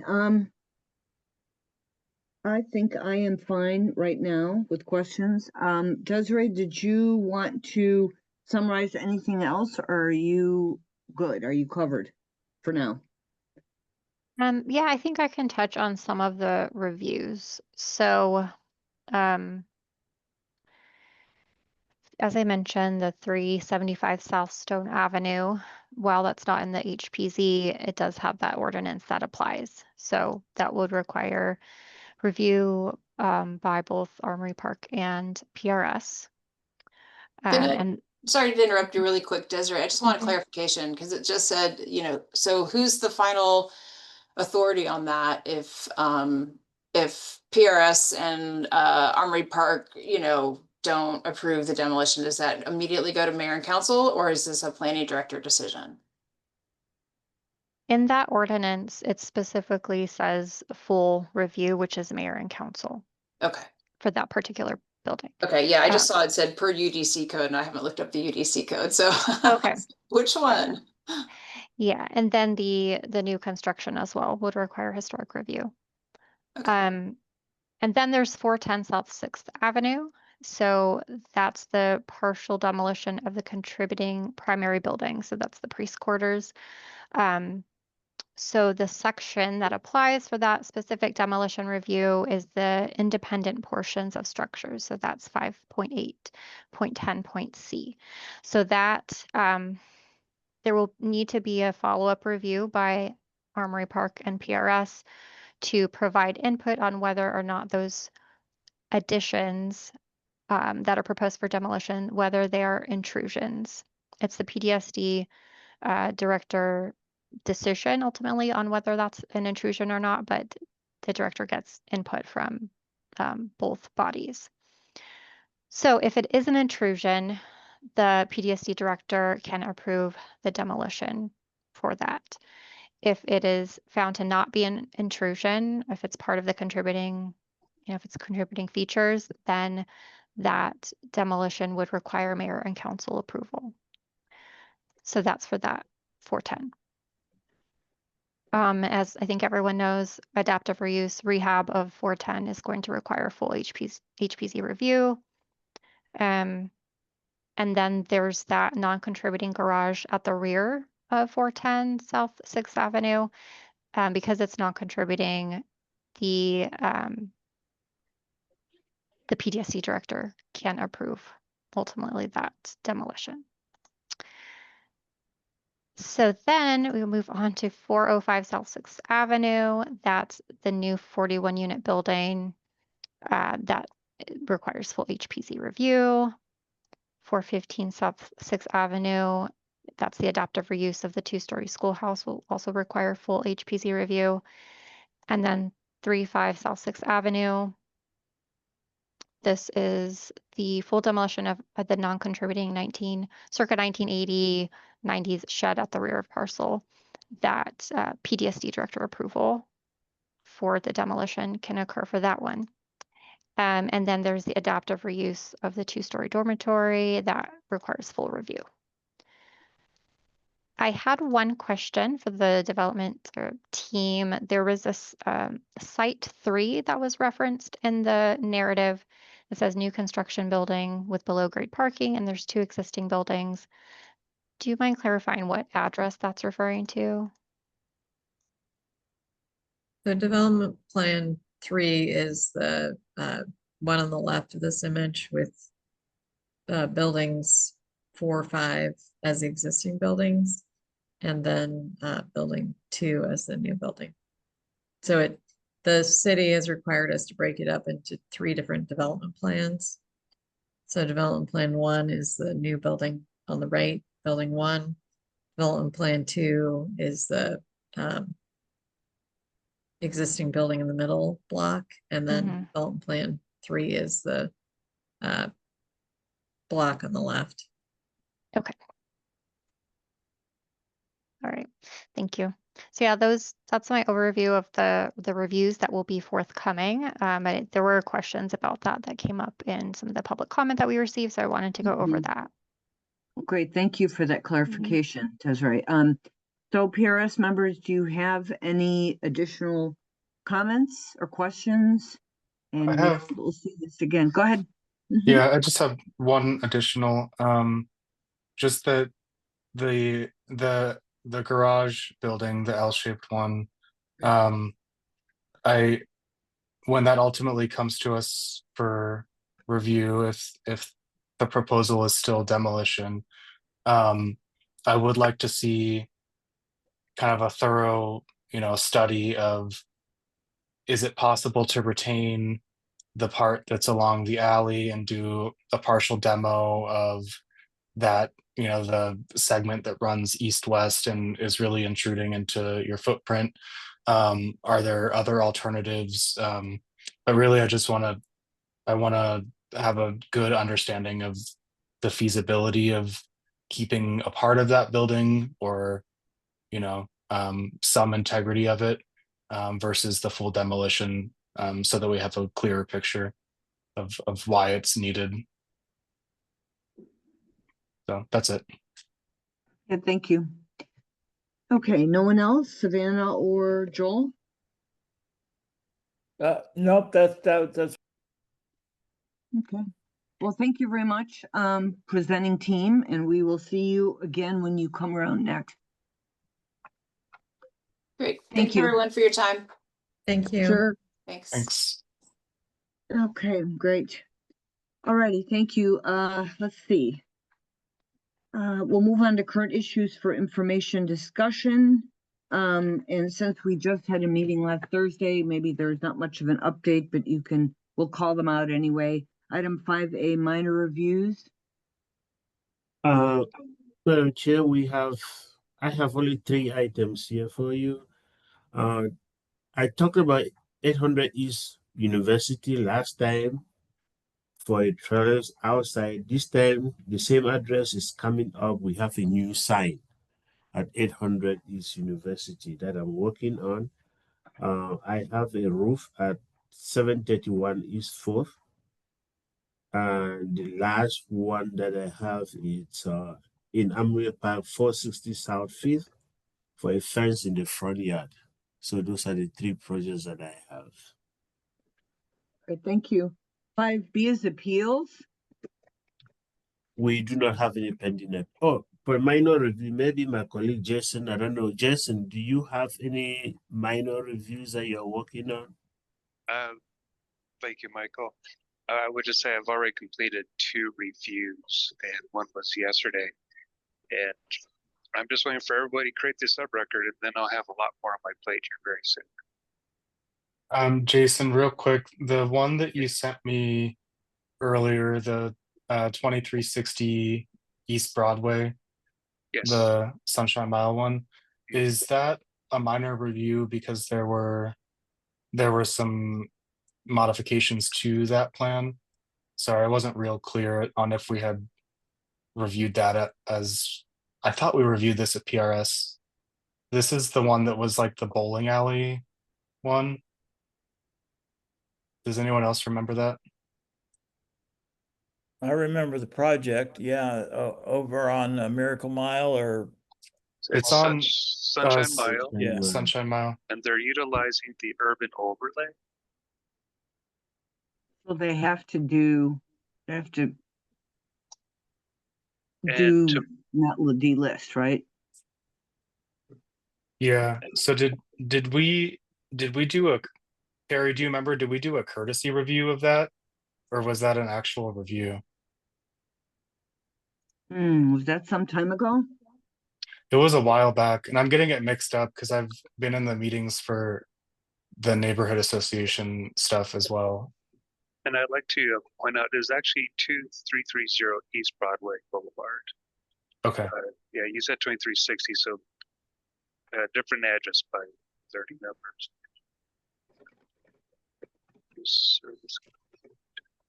Okay. Yeah, that's fine. I can. And if you did a cursor review, it's probably before I jumped on board. Yeah, it would have been so. Yeah, Okay. I think a review was done on that before. Okay. I just want to make sure if I'm doing a minor review on something for it, that it had already gone through PRS formally. We can Oh, double check on that just to make sure that, that's good. yeah. It could be ages ago. Yeah, You know, it's been too long ago, so I don't remember. Yeah, Yeah. that'd be great. Okay. Okay. And I'll get comments to you, Jason, at some point. Okay, I appreciate that. Thank you. Okay. Anyone else? Okay. All right. 5B appeals. We do not have any pending appeals, Madam Chair. Okay. 5C zoning violations, the usual. Yeah, the usual. I have a case of for zoning violation in West University. It's ready to come before you. It went to West University last the 12th, November 12th, and it's ready to sail to PRS. So it should be coming to you when we schedule it the next. Okay. Be sure when that's listed that it's noted that it's a zoning violation. We'll I think do, that's Madam Chair. Yeah, because we're very erratic about that, but I think getting better. Thank you. Madam Chair, Michael, can you give the address again of that? 833 North 4th. 8th. Oh, yeah. Okay. Is that second unit that was moved from another location to there? Thank you. Oh, okay. Excuse me. Sorry. All right. Let's see. 5D review process issues. Does anyone wish to bring one up today?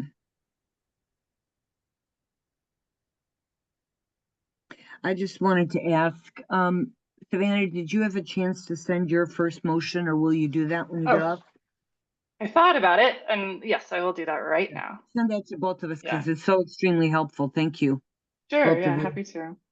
Yeah, I will just say the drawings of the first two applicants were much better than we've seen in a long time. So I appreciated those submissions, made it easy.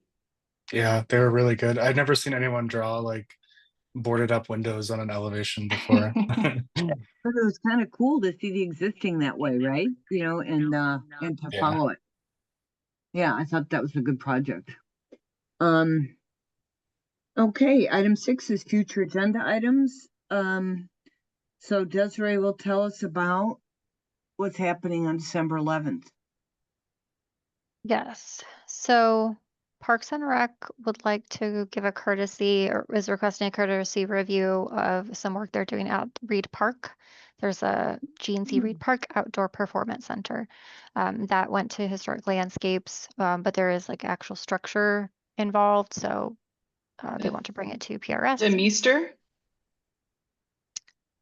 Reed Park? Well, sorry, the stage, Yeah. the Demeester. Oh, okay. The stage, yes. Yes, and fencing is also proposed, so Okay. there's some and then there's a review from West University. It's a residential project. And there might be some others from Armory Park, or at least one. I have to check in with Michael on that. But yeah, so we might have some like residential kind of alteration reviews coming through, that courtesy review, and then depending on how things go with All Saints, there could be a review related to the 410 South 6th Avenue property and the intrusions that I was kind of we were discussing earlier. But yeah, we still kind of have to figure that out, whether I don't know whether that will be ready December 11th. There also City Hall landmark designation will be coming at some point. Barrio Histórico design guidelines will be coming at some point. So just have to kind of figure out what we can put on December 11th. Otherwise, are you all still planning to kind of cancel the 2nd December meeting? Do you all Well, typically just meet once in December? Or, yeah. Yes, I mean, Okay. we've done so many multiple meetings unless things are so Mhm. crazy. I mean, how do people feel about that? Are people traveling? I mean, this is just, it's been brutal, like almost every week, it seems like. Yeah. But no, but I understand, don't get me wrong. So let's talk about that group. So you would look at maybe like the 18th or the Ooh. week of the 15th, or fitting something in before the holidays? Is that? I think one meeting should be fine for December and Oh, okay. So then maybe the 11th is just kind of long. yeah, I We think probably if can it ends just up do a longer. Can we just do a longer meeting on the 11th? And just be done? I Well, kind it of like depends that on- idea. If we Yeah. needed to fit in a few more cases, just Yeah. So we Yeah, can me too. pop in a few more cases. On December, yeah, okay. All righty. yeah, and I think like some of the items we can probably wait till January. And we might need to anyways. There's just a lot happening right now at the end of the year. Everyone's trying to get their projects in and it's a little busy. Right. Yeah. But no, I appreciate it. And all this is just, it's a very busy time. Okay, very good. And we will, okay, I've got to finish this up. Sorry, I'm spacing out. Okay, item 7 is adjournment. So if there's nothing else, and I'll watch for you to get me the LAR, just let me know when you think you'll be sending it so I can prepare. And we're adjourned then at 3:11 p.m. Thanks a lot, everybody. We'll Thank see you you all. later. thank Okay. you. You all. Thank you all. Bye.